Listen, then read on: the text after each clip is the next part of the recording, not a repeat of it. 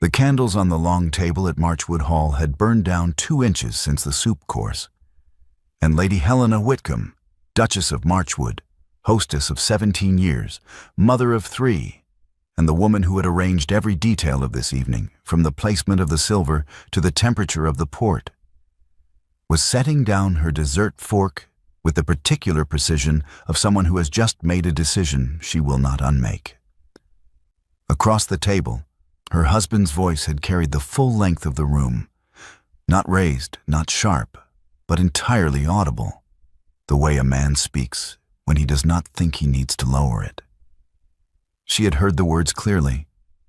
The vicar beside him had heard them. The Admiral's wife at the far end had heard them. The footman standing at the sideboard had heard them, and had done what footmen do, gone still, eyes forward, as though stillness could make him absent. Helena's hand rested on the stem of her wine-glass for exactly 2 seconds. Then she moved it away and folded her hands in her lap. And the expression on her face did not change at all, which was the most frightening thing anyone at that table had ever seen her do. It had begun as these things do, not with cruelty, but with carelessness. Helena had made a remark about the Admiralty reforms during the fish course. It was a measured remark, informed, the kind she had been making for 3 years at tables like this one. And for 3 years Ambrose had managed to hear it and redirect the conversation in the same movement, as a man redirects a river by placing a stone in its path. Tonight, he had said, audibly, that she was mistaken. She had let it pass. She had turned to the Admiral's wife and asked after her daughter in Bath. The conversation had moved on. 6 minutes later, pouring port for the vicar, Ambrose said it. Not to Helena, about her, to the table, in the conversational tone of a man making a mild observation about the weather. You are not the woman I married. I gave her 3 children and 20 years, and obviously something has changed, and it is not me. 17 forks paused. Helena reached for her dessert fork. She set it down on the edge of her plate with a sound so small and so deliberate that the vicar startled. She rose from her chair without assistance, smoothed the front of her gown, and looked at the table. Not at Ambrose, at the table, at the 17 people seated along it. Then, perhaps, she said, the contract requires revisiting. She paused. Thank you all for a lovely evening. I believe I shall leave you to the port. She walked out of the dining room. Her back was straight. The door closed behind her without a sound. In the dining room, no one spoke for a full 10 seconds. The vicar reached for his port glass and found it already empty. Ambrose stood where he was, the decanter in his hand, looking at the closed door with an expression that a charitable observer might have called bewilderment, and a less charitable one might have called the face of a man who has just heard something break and does not yet know what it was. Helena went directly to her study. She lit 2 additional candles from the one on the mantel, sat at her writing desk, and opened the drawer where she kept her correspondence paper. She wrote 3 letters. The first was to Mr. Percival Thornby, her solicitor, informing him that she would require his counsel at his earliest convenience, and that the matter was significant. The second was to Mrs. Aldred, the housekeeper at Ashcot Priory, informing her that she would be arriving within 48 hours, and that she would require the east bedroom aired and a fire laid. The third was to her daughter Cassandra, at her school in Wiltshire. A brief letter of the kind she had written every fortnight for 2 years, asking after her studies and mentioning, without elaboration, that she would be at Ashcot for the coming weeks and that Cassandra was welcome at any time. She sealed all 3 letters. She rang for the night footman. She instructed him to have the letters delivered at first light and her 2 largest trunks brought down to the front hall. Then she went upstairs, not to the room she shared with Ambrose, but to the guest room at the end of the corridor. And she lay down on the bed in her gown and looked at the ceiling and breathed very carefully for a long time. Ambrose did not come to find her. She was in a carriage before 6 the following morning, the trunks loaded, the sky still gray. The house was quiet. She did not look back at Marchwood Hall as the carriage moved down the drive, not because she was afraid that looking back would weaken her, but because she had already said what needed to be said, and there was nothing further to add. Ambrose did not come down. Ashcott Priory was 40 miles north of Marchwood, and it had been let to tenants for 11 years, and it showed. Helena arrived on a cold November morning to find the east wing with 2 slates missing from the roof, a dark stain spreading along the long room wall where the damp had come in, the kitchen garden gone entirely to dock and thistle, and a smell in the entrance hall of old paper and mouse, and the particular cold that comes from rooms that have not had a fire in too long. Mrs. Aldred, who had been caretaker since the last tenants left in the spring, stood in the doorway with a face arranged into welcome and apology simultaneously. "Your Grace," Mrs. Aldred said. "Mrs. Aldred." Helena stepped inside and looked up at the ceiling, where a brown watermark spread across the plaster above the staircase. "How long has that been there?" "Since October, I believe. The east wing roof." "I shall need a full account of the damage. Everything. Roof, walls, outbuildings, kitchen garden, fencing. I want it written down by the end of the week." Helena set her traveling bag on the hall table. "And please stop calling me Your Grace. Helena will do, or Mrs. Whitcomb, if you prefer." Mrs. Aldred's expression moved through several adjustments before settling. "As you wish," she said. Helena paid off the remaining tenants' arrears from her own settlement funds that same afternoon, working through the figures in her aunt's old ledger, which she had found in the estate office under a layer of dust and a dead moth. The ledger was a revelation. Her aunt, Lady Frances Ashcott, had kept accounts with the precision of a woman who had managed alone for 30 years, and the records went back to 1801. Helena sat at the estate office desk until the light failed, reading her aunt's handwriting, and felt something she could not immediately name. A recognition, perhaps, of a woman she had never properly known while she was alive. Within a week, 3 things happened that she had not anticipated. The first was that a satirical paper began circulating in London. Someone at the dinner, she suspected the Admiral's wife, though she could not be certain, had written to a London correspondent, and within days a small piece appeared under the heading, "A Duke mislaid his wife at dinner." It was not vicious. It was worse than vicious. It was funny. The second thing was a letter from Ambrose. It was competent and reasonable, and explained in 4 paragraphs why her response had been disproportionate to the occasion, why she would be more comfortable at Marchwood than in a cold house in November, and why he expected her return within the fortnight. The third was Mr. Thornby's arrival by post-chaise on a Tuesday, with his leather case and his reading spectacles and his particular quality of listening that had made Helena trust him since her father's estate was settled 20 years ago. She sat across from him in the estate office and told him what she wanted. Mr. Thornby listened without interruption. He asked 4 questions, all precise, all practical.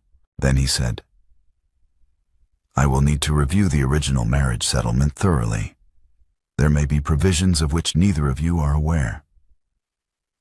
"How long will that take?" 2 weeks, perhaps 3. "Then I have a reply to write in the meantime." Helena took a sheet of paper from the desk. Mr. Thornby, I would like you to deliver it personally. She wrote one page. She informed Ambrose that she would not be returning to Marchwood Hall, that Mr. Thornby would be in contact with him regarding the terms of separation, and that he was not to come to Ashcott Priory. She signed it Helena Whitcomb, not Helena, not your loving wife, not any of the closings she had used for 20 years. Just the name. Mr. Thornby took the letter and departed the following morning. At Marchwood Hall, Ambrose read it standing at the hall table, still in his riding coat from the morning. The footman who delivered it reported afterward to the housekeeper, who told Mrs. Aldred in a letter that the Duke had not moved from the hall table for quite some time after finishing the page. January arrived at Ashcott Priory with a hard frost and the sound of scaffolding going up on the east wing. Helena had hired the scaffolding company from the market town and a structural surveyor from Bath. And she had found, through Mrs. Aldred's recommendation, a gardener named Rook who had worked for her aunt for 12 years and who knew every inch of the kitchen garden and wept, briefly, when he saw what the dock and thistle had done to it.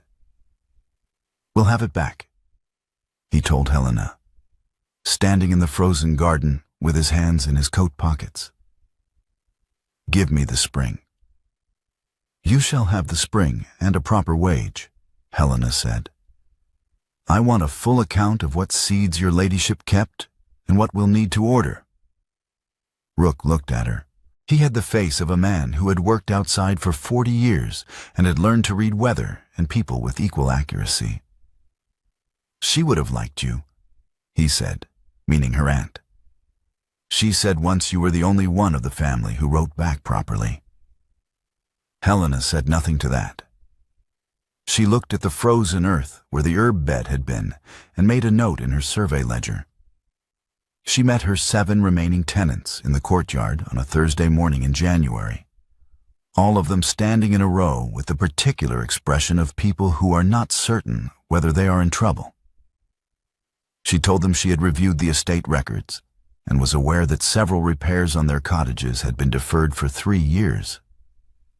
She told them she intended to address each one in order of severity, beginning with the Hatch family's roof, which Mrs. Aldred had informed her leaked badly enough to damage the floor. She asked each of them to give her a written account of anything else that required attention. There was a silence after she finished speaking, and then the blacksmith, whose name was Croft, said, "Written, ma'am. If you prefer to speak it, I will write it down for you," Helena said. "Either way, I want a record." Ambrose sent letters through January and February. She received 8 of them. The first 4 were variations on the theme of the first. Explanations, reasons, expectations of resolution. The 5th began to shift in tone, less explanatory, more uncertain, the sentences shorter than his usual style. The 6th and 7th she read and folded without answering, placing them in the drawer of the estate office desk. The 8th arrived on a Tuesday in late February, and she read it at the kitchen table over her morning tea.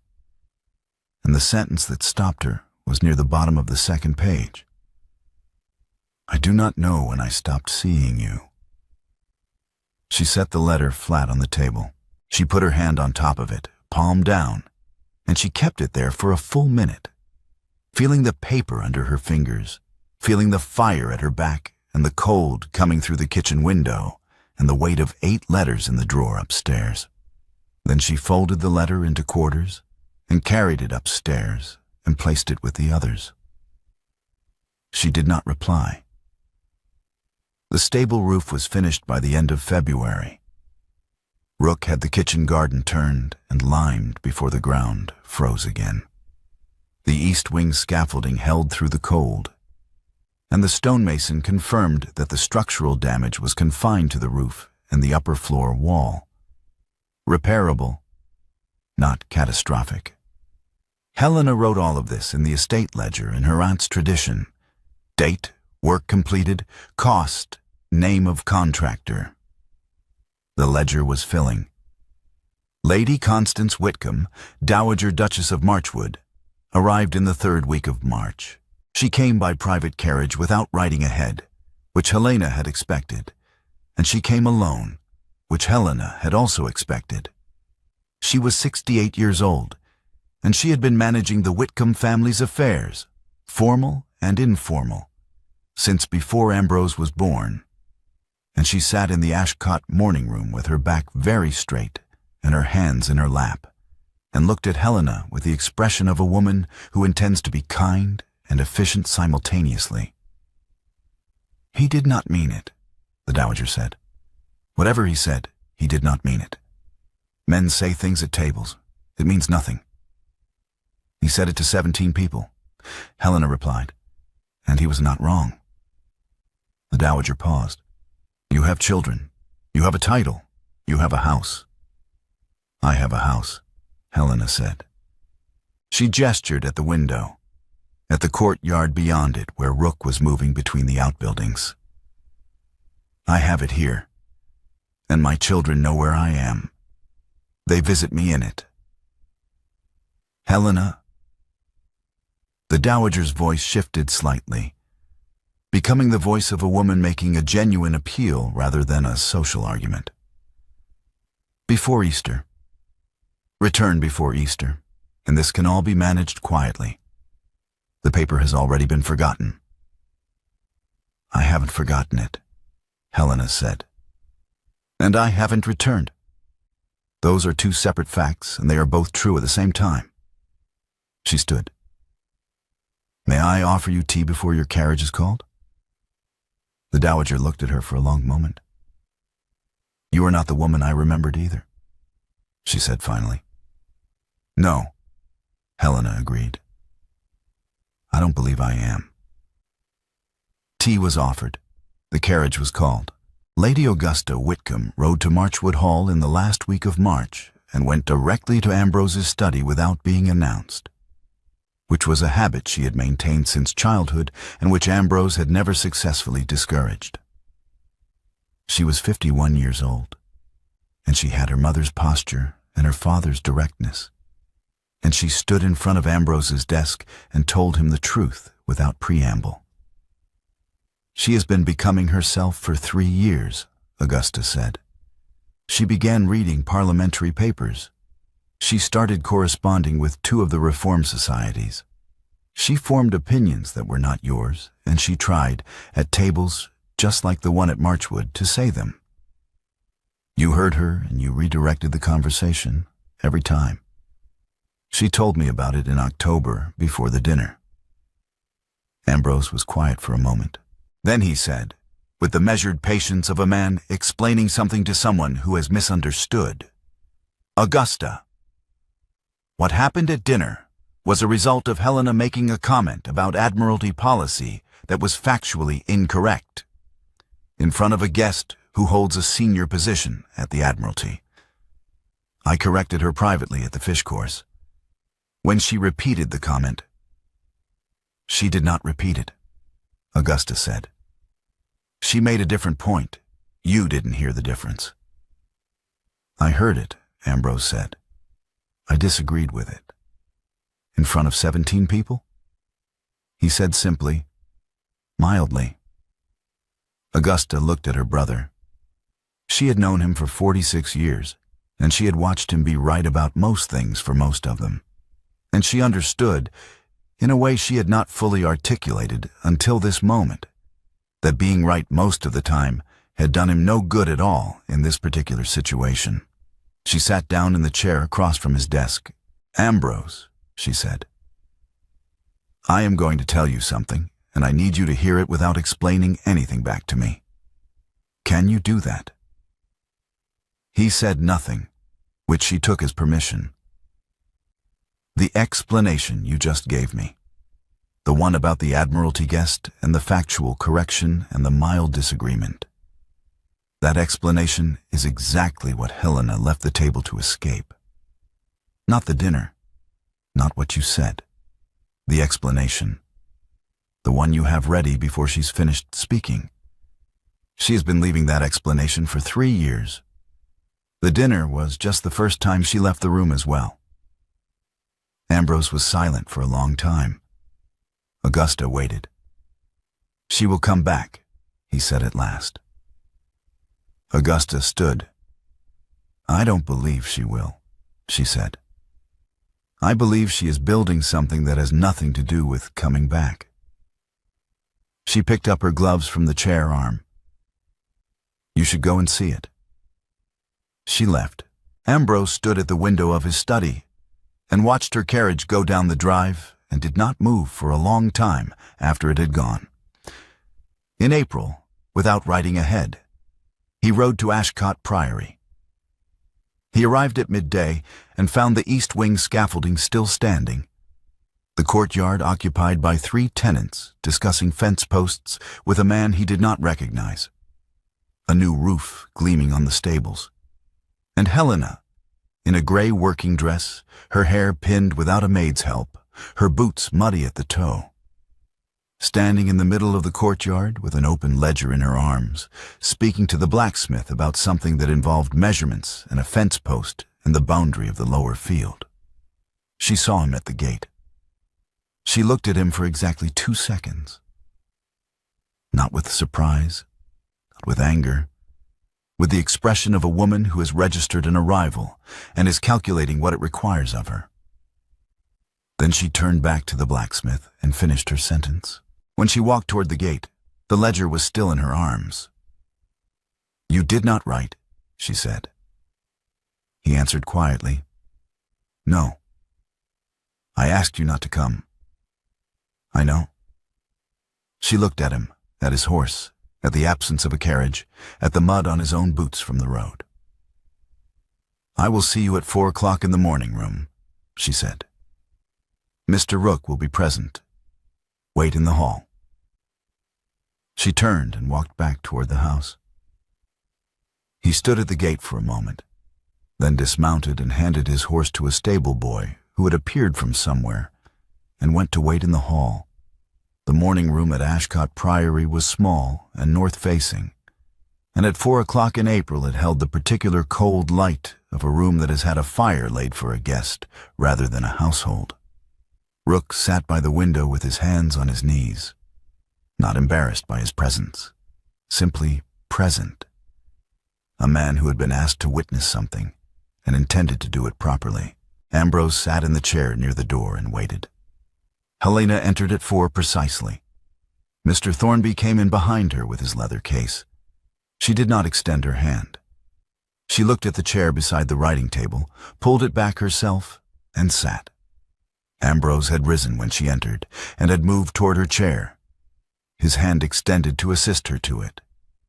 20 years of habit, the small gesture of a husband at a table. She looked at the hand. She did not take it. She sat.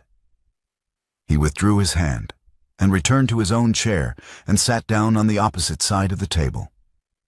Mr. Thornby opened his case, then removed a document of several pages.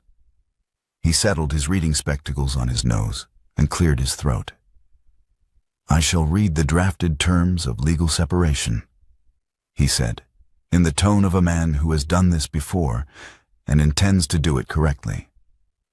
"Her Grace has asked me to note that the terms are not negotiable at this meeting. Questions of procedure will be taken in writing." He read. The terms were clear and specific. Helena would retain the use of Ashcott Priory and its estate under a clause in the original marriage settlement that Mr. Thornby had located in the Ashcott family papers. A clause written by Helena's grandfather, granting sole use of the estate to any female Ashcott heir in the event of marital dissolution. Neither Helena nor Ambrose had known it existed. Helena had not known it existed when she arrived in November. Mr. Thornby had found it in January, in the 3rd week of his review of the settlement documents, and had written to Helena immediately. She required Ambrose's signature within the month. When Mr. Thornby finished reading, the room was quiet except for the fire settling. Ambrose asked 2 questions. Both were procedural. He asked about the children's school arrangements and whether Pip's guardianship terms allowed for his visits to Ashcott Priory without formal request. Helena answered both questions directly. Edmund is at Oxford and requires no arrangement. Cassandra visits me by her own choice and has done so twice already. Pip comes with Edmund or with his nurse. No formal request is required from either of us. The children are not part of the separation terms. Mr. Thornby's accompanying letter from Ambrose's own solicitor had included a query, read aloud at Thornby's insistence, as to whether Helena wished to reconsider the separation for the sake of the children's social position. "The children know where I am," Helena said. "They visit me here. I am their mother in this house exactly as I was their mother at Marchwood Hall. Next question." There was no next question. She set the separation document on the table between them and placed a pen beside it. The afternoon light fell across the table and across Ambrose's hands, which were still, and across the ledger she had brought in with her and set to one side, open to the page she had been working on before 4 o'clock. He was an appointment between tenant meetings, and the ledger made this visible without her needing to say it. Ambrose looked at the document. He looked at Helena. "I will return it signed within the fortnight," he said. "Within the month," Helena said. "Mr. Thornby will be in contact." She rose. Rook rose also by instinct, and then sat back down. Ambrose stood. Helena looked at the table and picked up the ledger and walked to the door, and did not look back. The separation papers came back signed in the 3rd week of April, delivered by Ambrose's solicitor to Mr. Thornby's office in the market town.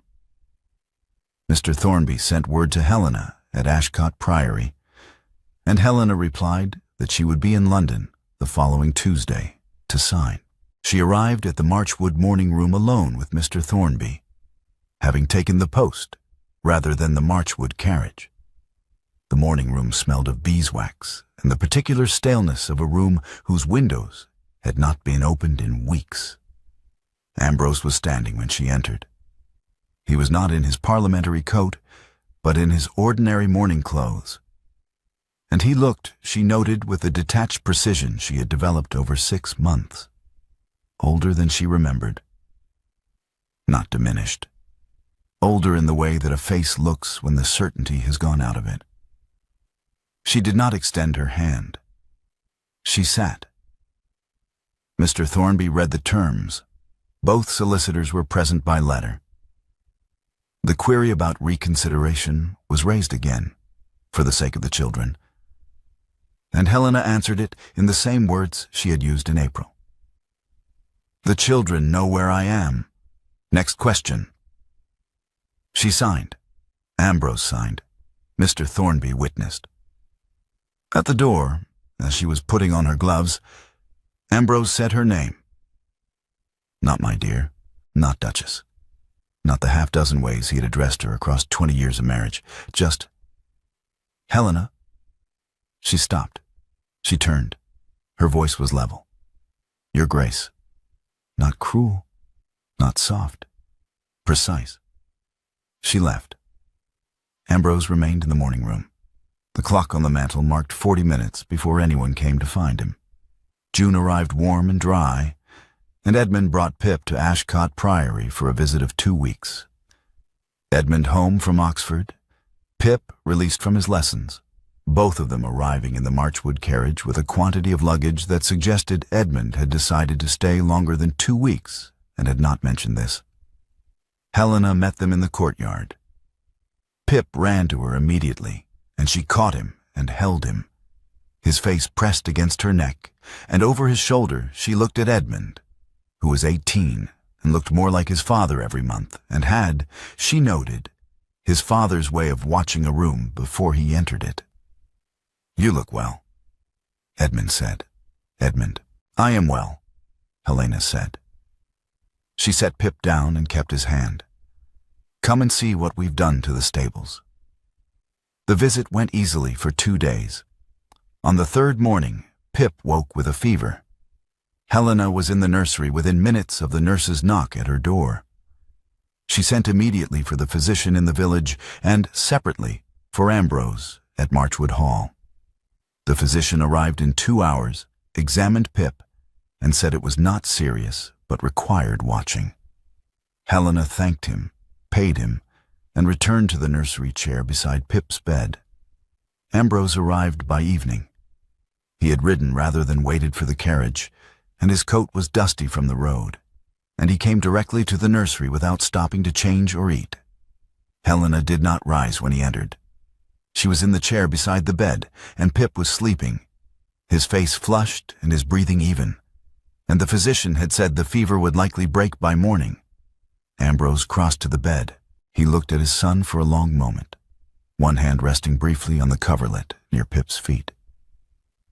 Then he sat down on the floor beside Helena's chair, his back against the wall, his knees drawn up, in the way a man sits when there is no chair available and he intends to stay.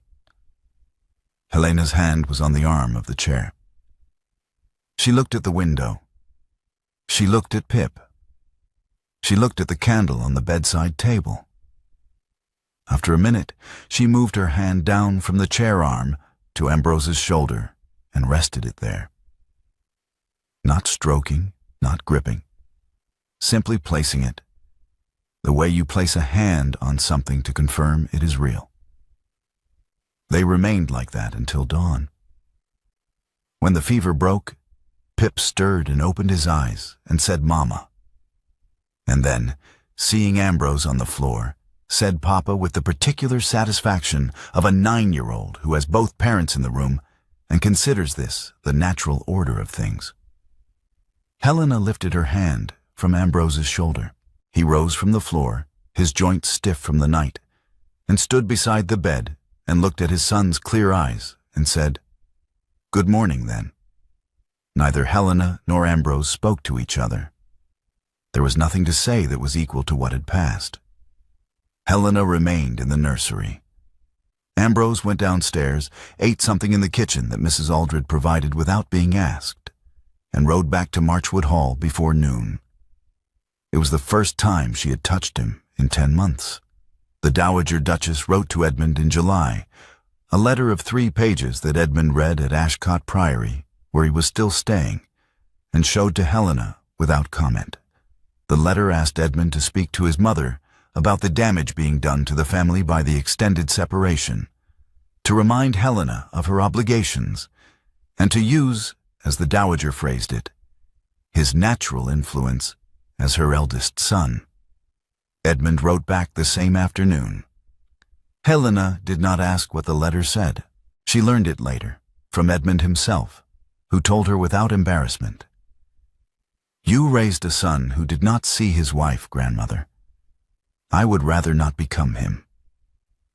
The Dowager did not write again. Edmund also wrote to Ambrose. It was a longer letter, and it took Ambrose 3 weeks to answer it. When the answer came, Edmund showed it to Helena as well, and she read it at the kitchen table in the evening light. The letter was shorter than Ambrose's usual correspondence and contained no explanations. It said, among other things, that Edmund was right, and that he was sorry, and that he was trying to understand what trying to understand actually required. Helena folded the letter and handed it back to Edmund and said, "Keep that." Ambrose continued to write to Helena monthly. Between July and September, he sent 6 more letters. She answered 4 of them. The ones that said something true, something specific, something that did not explain or justify, but simply reported what he had noticed or felt or failed at in a given week. The other 2 she placed in the drawer with the rest. In late September, Helena wrote to 30 people. The letter was a formal invitation to the first annual Ashcot Priory tenant dinner, to be held in October in the stable yard, in the tradition her aunt had kept for 30 years, which Helena had found described in the estate ledger and had decided to revive. The 30 names on the list were the tenants and their families. The parish vicar, Mr. Thornby, Rook, Mrs. Aldred, and several neighbors who had been her aunt's friends. The last name on the list was Ambrose Whitcomb, Duke of Marchwood. He replied within 3 days. He would come. The stable yard at Ashcott Priory on an October evening looked like something that had always existed and had simply been waiting to be found again. Long trestle tables ran the length of the yard, covered in cloth that Mrs. Aldred had laundered and pressed, and lanterns hung between the stable posts on lengths of cord that Rook and the blacksmith Croft had strung the previous afternoon. The kitchen had been producing food since dawn, pies and roasted birds and bread, and the particular Ashcott apple cake that Rook had described from his aunt's recipe, until Mrs. Aldred had reproduced it to his satisfaction. 30 people filled the tables, tenants and their children, the vicar, Mr. Thornby in his good coat, Rook with his hair combed, the widow Abernathy from the North Cottage, Croft the blacksmith with his wife and 2 sons. Helena sat at the head of the table. She wore a deep blue dress that she had had made in the village, not London, and her hair was dressed with less formality than Marchwood had required. And she looked, Rook thought, like the woman her aunt had described to him once. Like someone who has come home to a place she didn't know was hers. Ambrose arrived on horseback. No carriage, no servants. He came through the gate alone, dismounted, handed his horse to the stable boy, and stood for a moment in the entrance to the yard, taking in the tables and the lanterns and the 30 people who had all, in some degree, turned to look at him. Helena did not rise. She watched him from the head of the table and waited. Mr. Thornby indicated the seat that had been arranged for Ambrose, and it was between Croft, the blacksmith, and the widow Abernathy, and Ambrose sat in it without hesitation or comment. He accepted the bread that Abernathy passed him. He answered Croft's question about the road from Marchwood. He ate. The dinner went on for an hour before the toasts began. Helena stood and raised her glass, and the table went quiet. She toasted her aunt, Lady Frances Ashcott, who had kept this tradition for 30 years and had left behind a ledger so thorough that a woman who had never managed an estate could learn to do it in a winter. The table raised their glasses. She toasted Rook, who had given the kitchen garden back from the dock and the thistle. She toasted Mr. Thornby, who had found a clause in a 20-year-old settlement that she had not known was there. She toasted her tenants, who had been patient with deferred repairs and had given her a written account of everything that required attention. Each toast was received with a particular warmth of people who knew they were being seen. She sat down. There was a pause, the natural pause of a dinner arriving at its end. And then Ambrose stood. The table went quiet in a different way. 30 people looked at him. He was standing between the blacksmith and the widow Abernathy, and he had the slightly formal posture of a man who has rehearsed this moment and is now finding that the rehearsal was not sufficient. He looked down the length of the table at Helena, and then he looked at the 30 faces between them, and he began to speak. 1 year ago tomorrow, he said, I was told by a woman whose name I had stopped using that I was not the man she had married. She was correct. I had not been that man for 9 years. I did not know it. I believe most of you knew it better than I did. He paused. I am not asking your forgiveness. You do not owe me anything of the kind, and the asking would be beside the point. I'm standing up because I am sorry, not to this assembly, but to the woman at the head of this table, who does not require my apology either. She has demonstrated that thoroughly enough, which is precisely why I must offer it in front of 30 witnesses, because in a room by ourselves I would be tempted to explain it, and I have learned that explanation is not what is required. Croft, beside him, made a small sound that might have been agreement. "I am asking her," Ambrose continued, and his voice was steadier than it had been at the start, "to allow me to court her, not as her husband. I am aware that I have signed the papers and that the legal marriage is concluded. I am asking as a man who would like to become, in time, someone she would consider allowing back into her house. Not because he has a right to it, but because she has decided he has earned it. I have not earned it. I am asking to be permitted to try." He sat down. The stable yard was completely silent. 30 people looked at Helena. She picked up her glass. She looked at Ambrose across the full length of the table, and it was the first direct look she had given him in public since the dinner at Marchwood Hall a year ago. And it was not a look of triumph, and it was not a look of forgiveness, and it was not the look of a woman who has decided. It was the look of a woman who is considering carefully what she sees. "The gate is not locked, Marchwood," she said. "It has not been locked for months. You have not, before tonight, asked to come through it." She paused. "I will consider your application." She drank. The dinner resumed. Croft refilled Ambrose's glass without being asked. The widow Abernathy said something to him about the apple cake that required his attention. The lantern swung slightly in the October breeze. At the head of the table, Helena turned to Mr. Thornby and resumed a conversation about the east wing roof that they had apparently been having before the toasts began. 6 weeks passed. Ambrose visited Ashcott Priory 4 times. Each visit had terms that Helena had communicated through Mr. Thornby, clearly and without room for negotiation. He arrived on invitation. He stayed at the village inn. He came to the morning room at the hour she specified. And Pip was present for the first part of each visit until Helena excused him. He did not spend a night under her roof. He did not press for any arrangement beyond the one offered. On the 4th visit, he asked whether she would consider Christmas at Marchwood Hall. She refused. The children, she said, would come to Ashcott Priory. He was welcome to join them there. He did. Christmas at Ashcott Priory. The kitchen garden producing the last of the winter greens. Pip running ahead of everyone on the path from the church.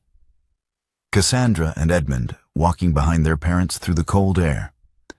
The priory lit from within against the gray December sky.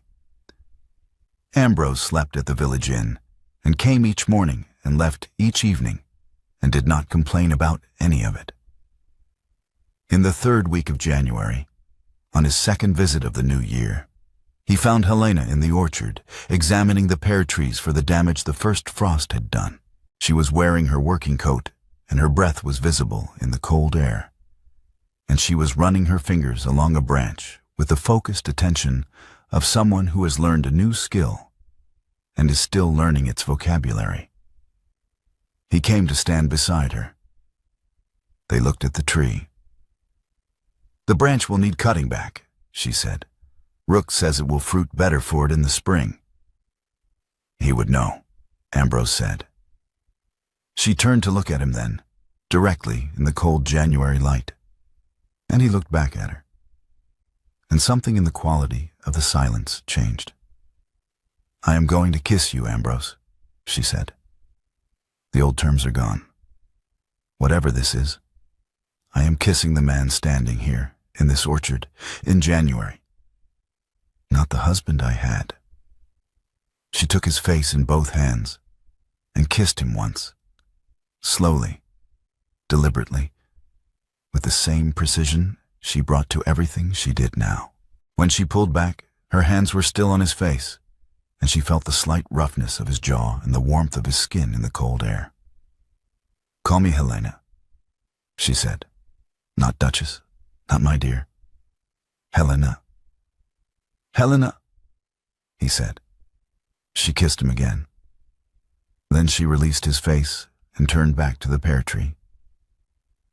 "I'll need to speak to Rook about the pruning schedule," she said. "Will you be here on Thursday?" "If you'll have me," he said. "Thursday at 2, she said. "Bring your riding boots. The lower field needs walking." The following September, at the parish church at Ashcott, they married again. The same 30 people who had been in the stable yard were in the church. Helena walked in alone. Her solicitor, Mr. Thornby, had offered to accompany her. She had refused, politely and finally, on the grounds that she was not being given to anyone, and had not been for some time. She wore gray silk made in the village by a dressmaker, who had become, over the course of a year, something approaching a friend. She carried no flowers. She walked down the aisle of the small church with her hands at her sides and her back straight and her eyes forward. And she stopped beside Ambrose, who had arrived before her and was standing with Edmund on his right and Pip, very solemn in his good coat, on his left. The vicar, who had been at the dinner a year ago and had witnessed everything, read the vows with the gravity they deserved. The vows were ones Helena had written. Ambrose had received them in a letter in July and had written back, in a letter shorter than usual and containing no amendments. "I agree to every word." They included the promise to see her daily as the woman she was, and not as the woman he remembered. They included the promise to ask before assuming, to listen before explaining, and to name her specifically, Helena Ashcott Whitcomb, the woman standing beside him, in every decision that concerned her life. He said them clearly, without stumbling. After the ceremony, they signed the new marriage settlement in the vestry, witnessed by Mr. Thornby and the vicar. Ashcott Priory in Helena's sole name, its rents to her, her written consent required on any decision affecting their children. The document was clean and specific, and had taken Mr. Thornby 4 months to draft to Helena's satisfaction. They walked back across the field to the priory together. Pip ran ahead, his coat already muddy at the knee from some collision with the churchyard grass that no one had witnessed. Cassandra and Edmund walked behind, close enough to be heard laughing at something between themselves. The field was still warm from the September sun, and the priory stood at the end of it, with its new slate roof and its repaired east wing and its kitchen garden in the last of the summer growth. Ambrose walked beside Helena and did not speak for a while. Then he looked at her, and she felt his look, and she turned to meet it. And he asked with his eyes, the way he had been asking for 9 months. With his eyes, because he had learned that some things could not be explained into existence, whether he might take her hand. She gave it. She had not thought, when she set down her dessert fork at the Marchwood dinner table, and rose and thanked her guests in her capacity as hostess, that she would ever walk beside him again. She had been wrong about that. She was content to be wrong. That night, after the guests had gone and Pip was asleep and the new marriage settlement lay on the writing desk beside the candle she had lit, a knock came at the connecting door. She opened it. Ambrose stood on the other side, and he did not step forward, and he did not assume. "Ask," she said. "May I come in?" he said. "Tonight," she said, "and every night I invite you. You will be invited when I invite you, not before." She stepped aside. He came in. The door closed behind him. On the writing desk, the candle flame moved in the draught from the window she had left open. The same window she had opened on her first night at Ashcott Priory in November, against the cold. Because she had wanted the air regardless of the cold, and the flame bent and steadied and did not go out.